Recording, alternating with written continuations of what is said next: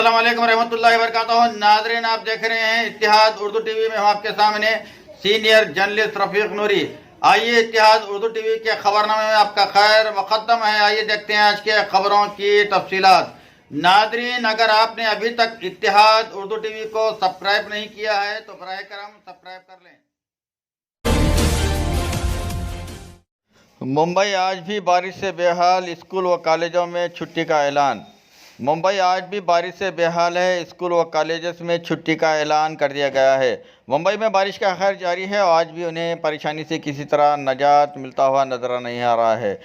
ज़बरदस्त बारिश की वजह से मुंबई के कई इलाकों में पानी जमा हो गया है। सड़कों पर चारों तरफ पानी ही पानी दिखाई दे रहा है।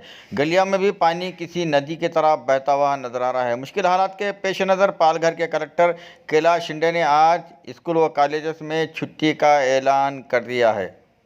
मुंबई के इलाके माहिम में भी ज़बरदस्त बारिश की वजह से दूर दराज से आए हुए ज़ायरीन को कई एक मुश्किलात का सामना करना पड़ रहा है।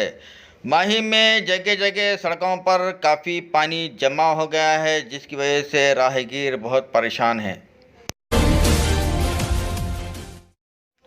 शहर हैदराबाद में बारिश से मुश्किलात। शहर हैदराबाद में हो रही मुसलसल बारिश की वजह से जगह जगह सड़कों पर पानी जमा हो गया और आम जिंदगी मफलूज होकर रह गई है। सड़कों पर खड्डों में पानी जमा हो जाने से राहगीरों और गाड़ी रानों को आने जाने में बहुत तकलीफ हो रही है। निज़ाम कॉलोनी टोली चौकी में भी बारिश की पानी की वजह से नाले उबल पड़ने से मकामी मकीनों और राहगीरों को काफ़ी दुश्वारियाँ पेश आ रही हैं। मकामी अफराद के बमुजिब निज़ाम कॉलोनी की मस्जिद के सामने का नाला उबल पड़ा, जिसकी वजह से मुसल्लियों को मस्जिद जाने में दुश्वारियाँ पेश आ रही हैं।